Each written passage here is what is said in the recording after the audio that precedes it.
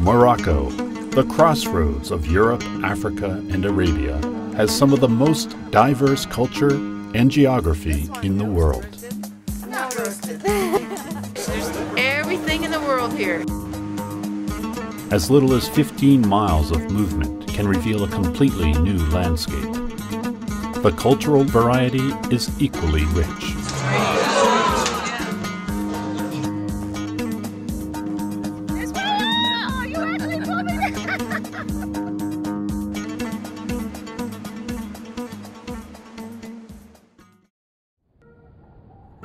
Fez, Morocco's second largest city, was founded in the 9th century and is home to the oldest university in the world. This city is regarded as the country's cultural and spiritual center. We're heading into the market, the souk, where it's going to get very crowded, they tell us. It was much different than any other market I've ever been in. Are we ever going to taste camel meat on the trip? Well, I don't know how, to what extent you will like it, because no matter how well you cook it, it remains like tough, hard to chew. But I will try to get you some to taste. Yes, no problem. We'll try to have it preserved. That's the honey cake. That's normally what we use for breaking the fast. In the month of Ramadan, it's sweet, it gives you energy you lose during the day. Trip leader Mohammed Hajouji shares his insider's knowledge of Fez, the city he calls home.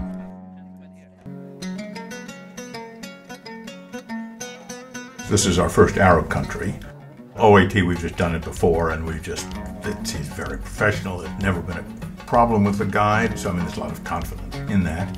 You see the goat skin container? So they clean them and fill them up with water. I like his honesty. A good professional guide is really valuable. And may God bless you all with God's peace.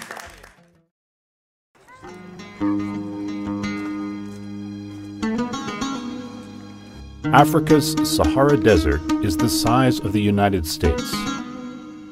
It is the biggest source of sand and dust in the entire world. My most exciting part was that sandstorm. And join me inside. And normally when you have a sandstorm, we pass it around. Headscarves provide protection from the windblown sand. Camels are equipped with their own defenses. They have 2 rows of long eyelashes to keep the windblown sand out of their eyes. True elements. We're just stinging from all that sand. I think really that's going to be the most memorable. You know, Ken and I were just giggling all the way to the tent. We couldn't see each other. Almost there. Until we got inside, and then it was cozy. Ah, here's my tent. And that'll be probably the first thing we tell our friends is about the sandstorm in the Sahara.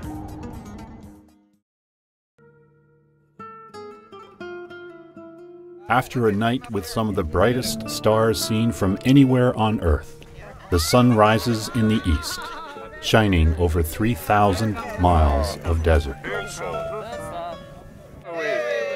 Well, it made me feel happy. I liked the visiting with the people, getting to know the people. This tent is made of woven camel wool, a homegrown commodity these nomads put to use in countless ways. Oh, is this camel hair? It's hard. It's harder than it looks, right? These nomads are ethnic Tuaregs. A series of snare frame drums called bandiers provide the main percussive rhythm for their music. Tuareg women often release a special call or scream to express celebration.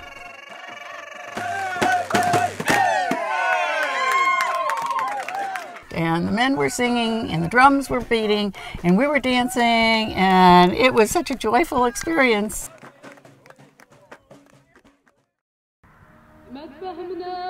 Unlike the fully nomadic tribes of the Sahara, semi-nomadic people live here in the Middle Atlas Mountains. They lead their herds into these mountains each spring to graze for the season. There is not the whole family here because today it's a market day. So they went into the souk. The nearest souk, or market, is a half-hour drive away and provides this young woman's family of 7 with all the food supplies it needs. She just was smiling and laughing so much at the time. Well, that's what I told her. Now it's your turn.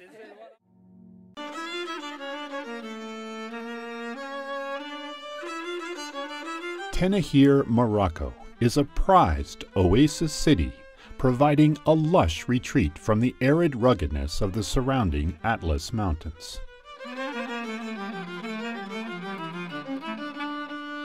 For the locals of this emerald in the sand, the pattern of daily life is old, centuries, even millennia.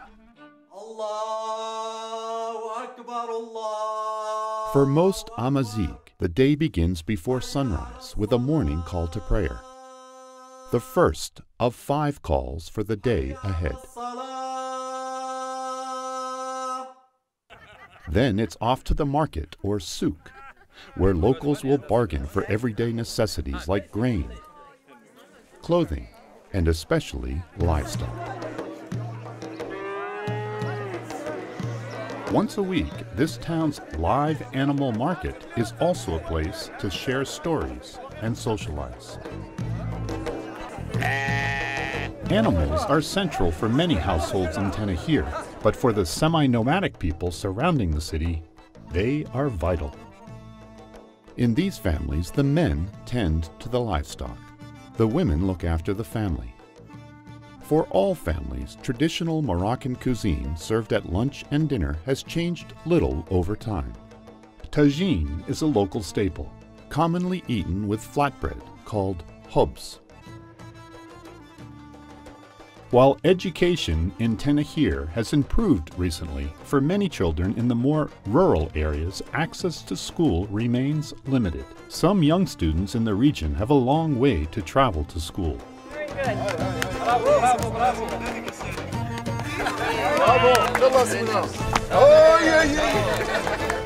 More than 160 young boys who wouldn't otherwise have access to education come to this center, funded by the Grand Circle Foundation, to live, study, and enjoy some well-earned recreation.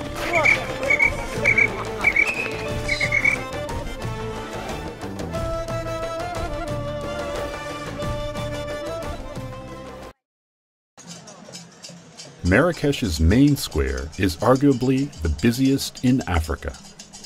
The center of activity and trade in this city, known for its color and social vibrancy. See, we've had mules, donkeys, camels, and now we're in a carriage. Now we're moving up each time. I think I feel like a royal princess riding around in a carriage. Whoa!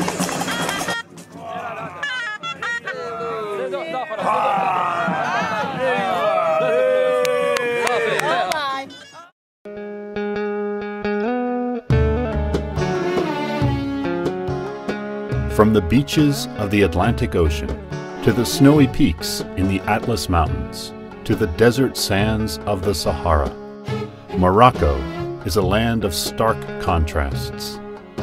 Each day, a new discovery. Was so furious with my children when they got a tattoo. You only live once. This is completely out of the normal range of our experiences, so I just love it.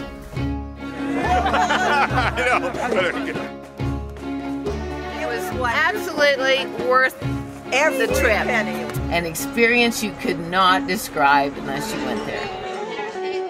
My name is Aziz Kabiri, and I am a tour director for OAT on the Morocco Sahara Odyssey. I was born and raised in the Medina of Fez in Morocco, and it is a step back into history, into space and time. And once you go through one of the gateways, actually you are back into the 9th and 10th century. It is a maze, and it's made out of 9,000 alleyways. And 850 alleyways are dead ends. You can turn around in circles. When I was 5 years old, I used to run away and I used to get lost, start crying, somebody's gonna grab me and put me back where I belong. So this is where I grew.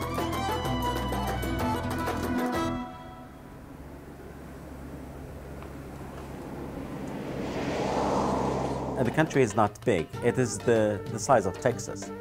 And if you move 10 kilometers, the scenery is going to look completely different. And we have everything you can imagine. I mean, Morocco has got very green land, a very arable land, and one of the most beautiful regions in the country is the Toudra Valley and the Dadis Valley. And these valleys are all along the High Atlas Mountains. We go visit families and we have home-hosted meals, and then the travelers get to meet with the people, talk to the people, and learn about the country from the people themselves. Come, join up with us. We're looking forward to welcoming you into Morocco. From your hometown, you'll set out on a journey of discovery. We fly from the US to Casablanca, where our local trip leader waits to guide us along a loop encompassing Morocco's varied lands. After discovering the ancient palaces and modern plazas of Rabat, we explore the Roman ruins of Volubilis and the minarets of Meknes on our way to Fez. Then we travel south across the Middle Atlas Mountains and on to our tented camp in the Sahara. And we journey to the oasis of Tinagir before capping our adventure with a discovery of the Medina of Marrakesh, a UNESCO World Heritage Site.